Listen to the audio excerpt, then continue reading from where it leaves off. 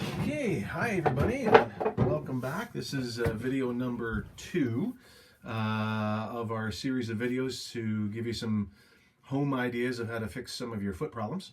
Again, I'm Ryan Robinson, and I'm the owner and senior pit orthopedist at Walking Mobility Clinics in Barrie and Aurelia. So this episode, we're going to talk about this thing called metatarsalgia. Metatarsalgia basically and literally means metatarsal, forefoot, algia, pain. So forefoot pain. And within that, there's a number of subcategories of things that can be going on.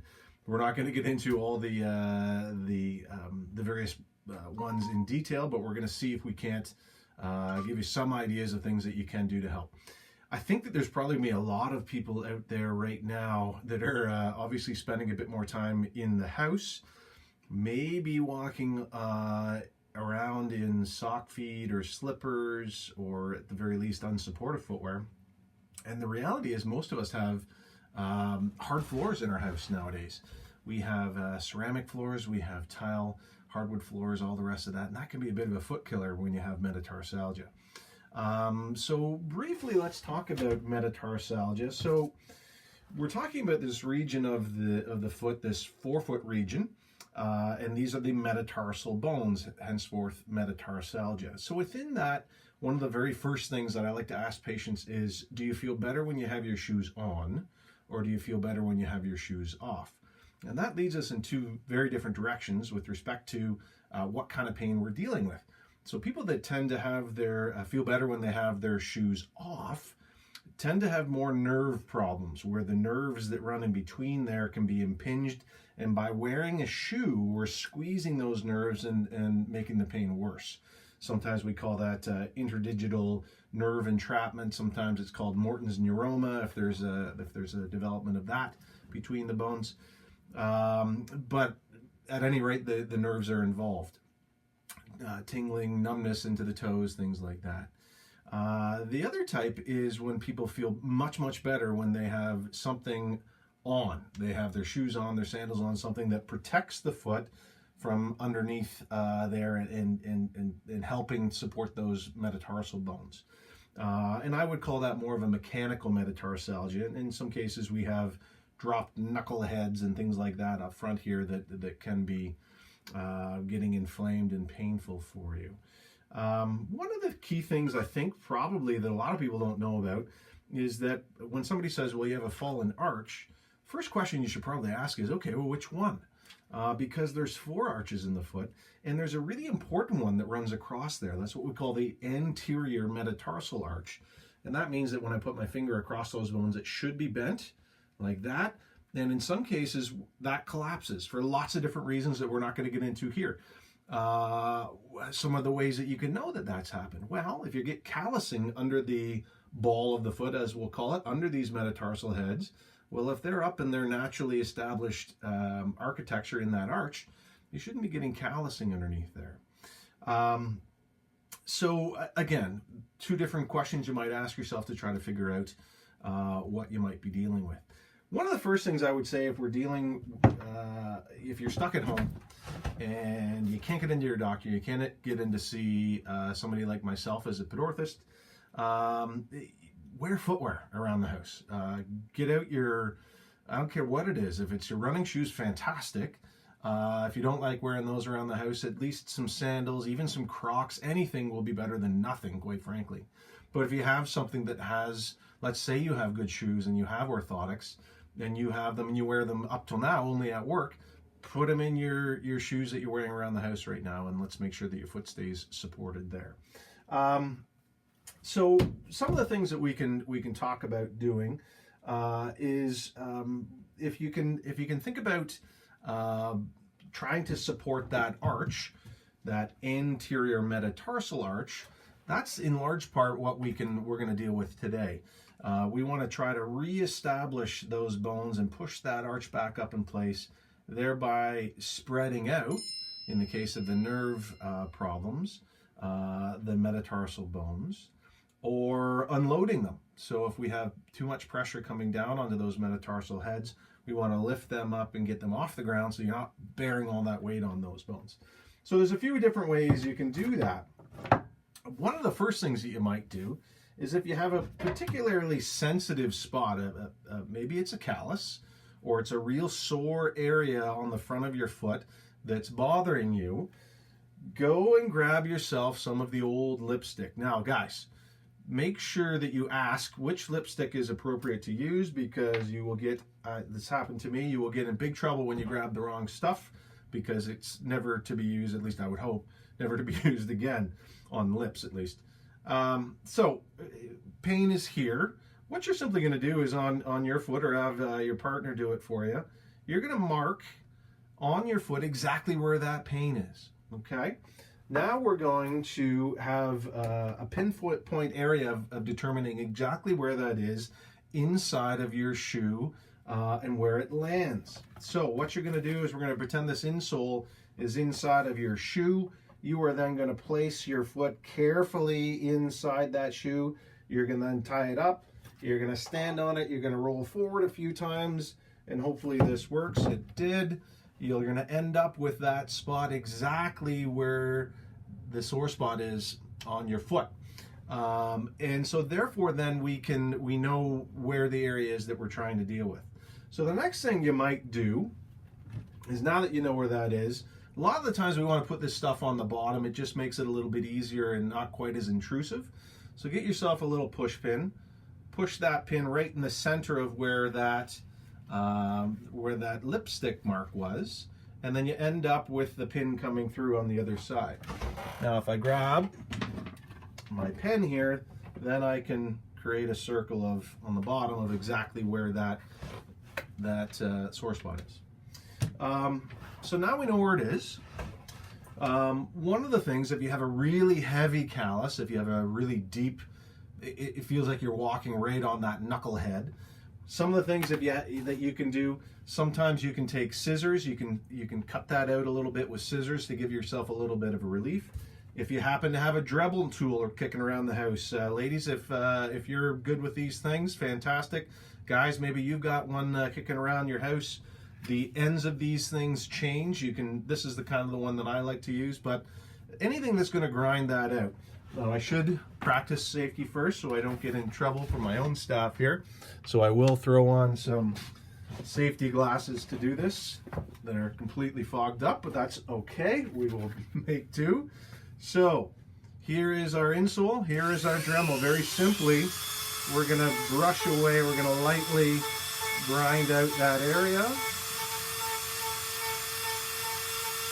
And maybe a little bit longer.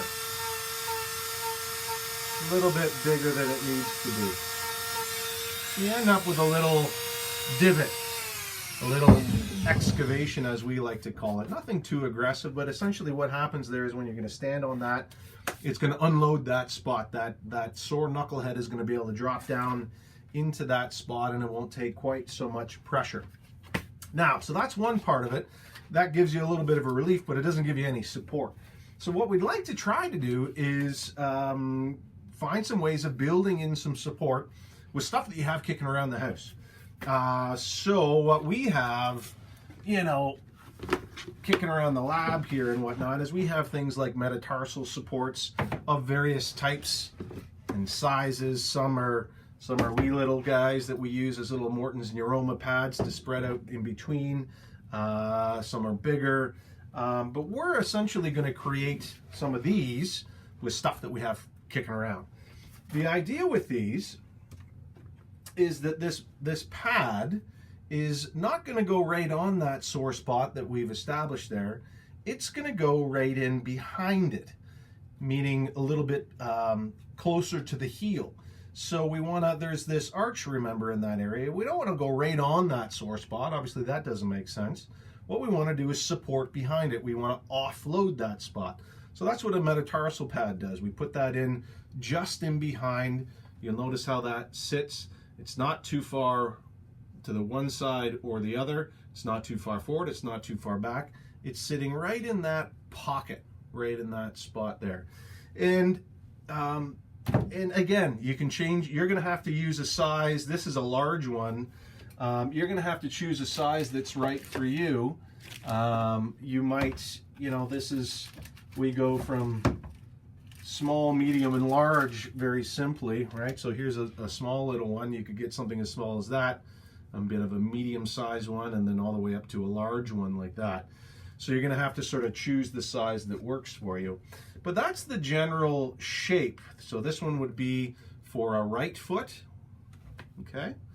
And then the left foot would go the opposite way, obviously. So the left foot one is going to be shaped like this, so that you can see that. So what are the things that we have kicking around? Well, I don't know. You might have some cardboard kicking around. Cardboard would work nicely. Again, this is all temporary stuff, and just until you can get in and see your doctor and maybe your pedorthist. But how we would do that is we would simply take our shape, and again, I'm going to draw it out for you, and maybe you'll be able to zoom in later to see the kind of shape that I'm doing. But essentially, it's going to be something, and I appreciate that I've done this a few more times than you have, but it's going to be something kind of that shape. I'll go ahead and cut it out for you. And you may need a few of these, so you may need to double it up, triple it up. I don't know, you may need a bunch of them in order to get the relief that you need. You may need to move it around a little bit once you place it on your insole to get the relief you need as well. So there's that real general shape that we're going to create. And again, this is going to go in right in behind there. So for this foot, this may be a little bit too big, but you get the idea that we're trying to create this sort of half moon shape up front there, and then it tapers back on the sides back to a smaller curve at the end there. So once you had that, that's our foot. We also have this thing that we've created, and that's going to go right here. So again, we knew then where that sore spot was. You're going to take then at that point, once you've got your cardboard set up, you're going to take some tape, and it doesn't really matter what kind. You can, I'll try not to knock over the camera. You can use painter's tape, you can use duct tape, you can use double-sided tape, which might be nice. Anything that's going to keep it in place, essentially. Anything that's going to keep that from moving around too much on you. Again, we've got one of those on there. We might put another piece of tape down here too. This is going to be on the bottom, remember, on the bottom of your foot underneath the insole, so it sort of diffuses it a little bit more. And so it won't, once it's in place, it shouldn't move around too much. We're just trying to keep it in place there. What else could you use? Again, you could use newspaper. If that's all you got kicking around, use newspaper, but get a bunch of these little small pieces and then tape them together. You can get a good thick sized piece of newspaper, enough to offload that pretty easily once you just tape them together, glue them together, whatever you think you want to do. Some of the other things in a more severe case that we might have to do, we've got some things here. These are some sandals that we're obviously modifying to do some things on the inside there. But what you can do, let's pretend that this was back in place, is you can get a piece of material, it could be that cardboard again. If you were really struggling with a lot of forefoot pain, let's say you had a sandal. This is something that's a really rudimentary one, but called a metatarsal bar. So you could take that cardboard, and let's say that we were using duct tape in this case, which I haven't got in front of me, which would have been a much smarter idea to have that ready. You're going to go right in behind that sore spot again. You're going to duct tape that in place there, duct tape that in place there. The idea is going to be, hopefully you can still see this, that when you're walking, when you're standing, we now have a bit of a gap. So the weight when you're standing there, when you're walking, is being borne from behind those metatarsal heads, and particularly that sore one, and in the back. And then when you do walk forward, you get this little pivot point that allows you to miss that spot. So that's called a metatarsal bar. We sometimes build those into orthotics. We build them into shoes after we're ripping them apart and rebuilding them. But these are all stuff that you can do with things kicking around the house to get you through. an old piece of shoes you could cut apart, you know, that you might take little bits of these old insoles and create something, Frankenstein something together is often helpful. We're going to give you some stretches and some exercises to do that should help metatarsalgia as well. But these are some of the home things that you might try if you're really having trouble with the condition. Hope that helps, guys. We'll see you in the next video.